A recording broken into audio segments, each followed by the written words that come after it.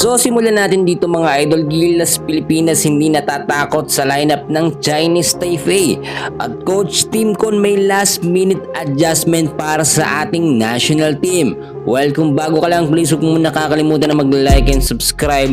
Maraming salamat po. All set na nga po mga kaibigan at naka-ready na ang lineup ng Gilas Pilipinas para sa kanilang magiging unang laban sa FIBA Asia Cup kontra po sa koponan ng Chinese Taipei. Ngayon, si Coach Tim Con ay kumpiyansa na kayang manalo ng Gilas Pilipinas dito nga po sa koponan ng Chinese Taipei. Paano ko nasabi mga kaibigan? Kung titignan ho ninyo, dalawang friendly game o tune-up game ay panalo po ang Gilas Pilipinas. Yung consistent na galaw mga kaibigan nakikita natin. Pero hindi maiiwasan na talagang dahil din kay Justin Brownlee kaya po nanalo ang ating national team. Pero ano nga ba yung last minute adjustment na gagawin dito ni Coach Tim Con? Kung natatandaan ninyo, nung huling nagkaharap nga po ang Chinese Taipei at Gilas Pilipinas, panalo ang Chinese Taipei sa score na 91-84. Pero ngayon, dahil nga po sa adjustment ni Coach Tim Con, palalakasin niya ang defensive strategy ng Gilas Pilipinas, no? Para syempre mahirapan po yung mga scorer nitong Chinese Taipei. So ang mangyayari dito, possible na gamitin ni Coach Tim Con ang dalawang big man natin. Sino nga ba? Si Japet Aguilar at si Junmar Fajardo. At kung meron nga talaga tayong Kai Sotto, mas maganda pero hindi ho siya kasama.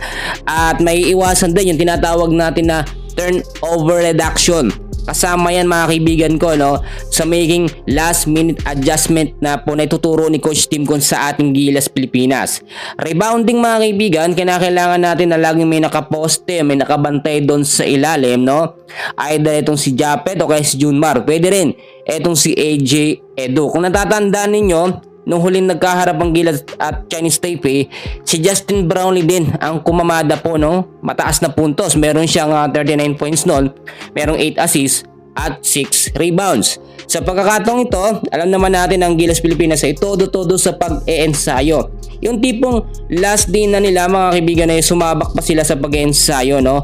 Dapat ay nagpapahinga na lamang sila. Ang Chinese Taipei naman mga kaibigan ko ay hindi naman dapat katakutan ng ating Gilas Pilipinas. Paano ko nasabi? Tinalo nga sila ng Strong Group Athletics ng Pilipinas at masasabi naman natin na halos same lang din ang mangyayaring sitwasyon.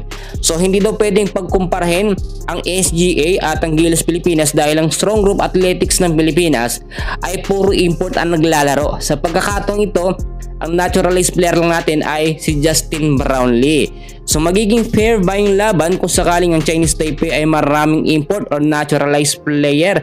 Well, malalaman natin mga kaibigan yan. So dyan lang kayo. Please huwag kakalimutan na mag-like and subscribe para updated kayo sa mga laban nga po dito sa FIBA Asia Cup, especially sa Gilas Pilipinas.